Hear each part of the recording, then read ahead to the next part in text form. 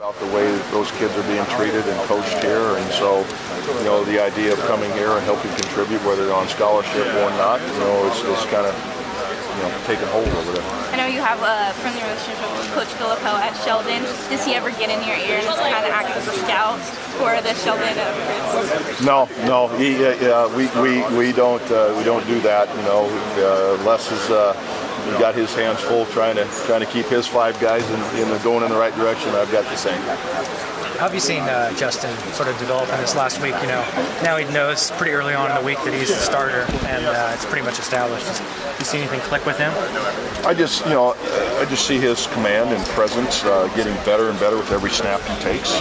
Making checks on the line of scrimmage as far as protection goes, things like that. So yeah, I see him. Just like I said, growing more comfortable with the position. With a young guy like that, knowing so much earlier in the week, or I guess 2 weeks ahead of time, he's going to start the next game. Is that pretty beneficial? I mean, in your experience, when you got young kids like that? Well, I would say yes. Just knowing the role that you're going to be thrust into. Sure. Yeah, sure. I mean, I think it does, and it's not like he didn't prepare when he was the backup. He prepared probably the same way. So, but now just again knowing that hey, the reins are in your hand, and going out there and getting that first start out of the way is always probably the biggest thing for any player. Sure. Notwithstanding the quarterback position. Coach, thinking about recruiting, when you're recruiting a player, how much do you think about maybe the fact that they might not meet your football expectations when they come here and through their 4 years? Does that cross your mind ever? Well, it's recruiting it's a very inexact science. No, I don't think about if I have any doubts or second thoughts about a young man, then I'm not going to recruit him. So when you go in and you extend an offer to a young man in his living room, I mean, there hasn't been one time that I haven't believed wholeheartedly that he's going to develop into a great player for us. Now, obviously, that doesn't always work out. Like I said, it's a very inexact science for whatever reasons. But I've never, like I said, gone into recruiting a young man with the idea that, hey, he's not going to be a good player for us. Coach, sorry if you already answered this, but can you give us a general overview of how you thought the offensive line played against Washington? I thought they competed well. It was the best defense that we've seen thus far, and probably the best defense we'll see this season. They competed well. We knew we were going to have a difficult time running the ball in between the tackles, which proved true.